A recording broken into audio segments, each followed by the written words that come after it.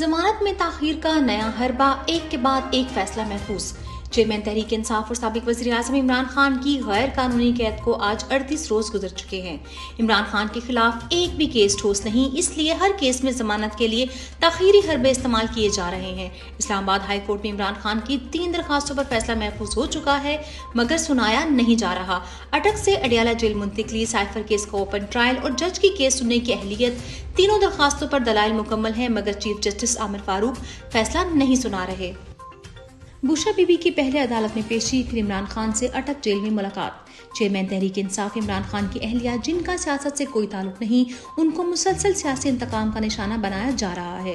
बुशरा बीबी आज पहले नायब अदालत में अलकादिर केस और फिर तोशाखाना ट्रायल केस के सिलसिले में पेश हुई, जहां प्रोसिक्यूटर के पास उनके खिलाफ कोई सबूत नहीं था। वो मुकम्मल बेबस नजर आए, जिसके बाद अदालत ने बुशरा बेगम की अबूरी जमानत में 26 सितंबर तक तौसी कर दी। अदालत में पेशी के बाद बुशरा बीबी इमरान खान से मुलाकात के लिए अटक जेल पहुंची। इमरान खान कैद में, मगर उनकी जदोजहद जारी रहेगी। चेयरमैन इमरान खान से उनके हमशीरा नौरीन नियाजी ने अटक जेल में मुलाकात की, जिन्होंने मुलाकात के बाद बताया इमरान खान तो अंदर है, लेकिन उसकी जदोजहद जारी रखेंगे।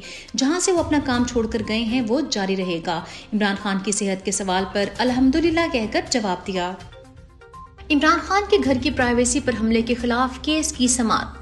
चेयरमैन इमरान खान के वकील ने अपने ट्वीट में बताया, इमरान खान साहब के घर के अंदर से खुफिया तौर पर रिकॉर्डिंग, उनकी मिसेज के फोन टैपिंग और बगिंग के खिलाफ दरखास्त पर इस्लामाबाद हाई कोर्ट ने 18 सितंबर तक समाअत मुलतवी की है। इसमें इस्तदा की है कि यह आइन के आर्टिकल 4, 9, 14 और 19 की खिलाफ वर्जी है और इस तमाम अमल को गैर कानूनी डिक्लेयर किया जाए और फरीक तमाम इदारों को इस काम से या किसी तरह से खिलाफ इस्तेमाल करने से या किसी किस्म के हरासमेंट करने से रोका जाए। पीडीएम ने 16 माह में मीडिया को झूठ फैलाने के लिए पैसा खिलाया।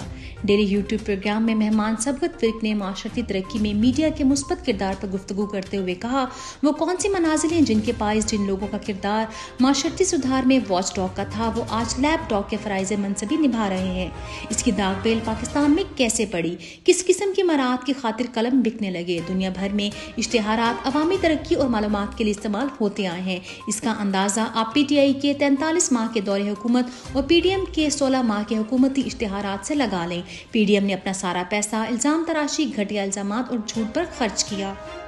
तहरीक इंसाफ रहनुमाओं के गैर सियासी रिश्तेदारों के खिलाफ फस्ताए जारी।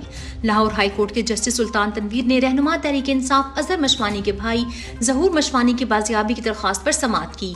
ये दरखास्त ज़हूर मशवानी की बाजियाबी के लिए दायर होने वाली चौथी दरखास्त थी।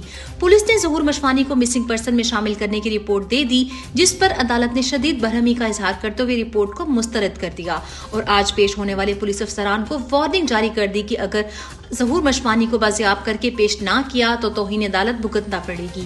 समाअत मुलतवी। जुल्म और फस्तायत का सिलसिला बदस्तूर जारी। साबिक सूबाई वजीर और सूबाई नायब सदर पाकिस्तान तहरीक इंसाफ डॉक्टर अमजद अली को सवात से रिहा होते ही जेल के बाहर 5वीं मरतबा मालकिन लेविस ने गैर कानूनी तौर पर गिरफ्तार कर लिया। दूसरी जानिब उमर सरफराज चीमा की दरखास्त जमानत भी खारिज कर दी गई। उमर सरफराज चीमा, डॉक्टर यास्मीन, उस्मान डार, एजाज चौधरी, हिसान न्याजी, बेशतर खवातीन रहनुमा, एंकर इमरान रियाज खान समेत हजारों शहरी मुसलसल 100 रोज से जायद गैर कानूनी तौर पर कैद काट रहे हैं। मकबूजा कश्मीर के बाद पाकिस्तान में भी पाकिस्तान जिंदाबाद का नारा लगाना जुर्म बन गया। नौजवान दिलावर इलियास उर्फ राहुल पठान को पुलिस ने मुकदमा 732-23 में गिरफ्तार किया और इसका जिस्मानी रिमांड इस बुनियाद पर मांगा जा रहा है कि उसने पाकिस्तान जिंदाबाद का नारा लगाया था। हालात ऐसे कर दिए गए हैं कि पाकिस्तान जिंदाबाद कहोगे तो दहशतगर्दी की दफात लगाकर गिरफ्तार कर लिए जाओगे।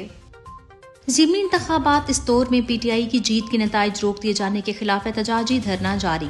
3 रोज कबल गिलगित बिल्तिस्तान के हल्के इस दौर में तहरीक इंसाफ ने तमाम तर मजालिम के बावजूद वाज़ेह जीत हासिल की, मगर ताहाल इलेक्शन का नतीजा जारी नहीं किया जा रहा, जिसके खिलाफ गिलगित की अवाम कई घंटों से मुसलसल रिटर्निंग ऑफिसर के दफ्तर के बाहर धरना दे रही है और साथ में इमरान खान के हक में फलक शकाफ नारे बुलंद किए जा रहे हैं।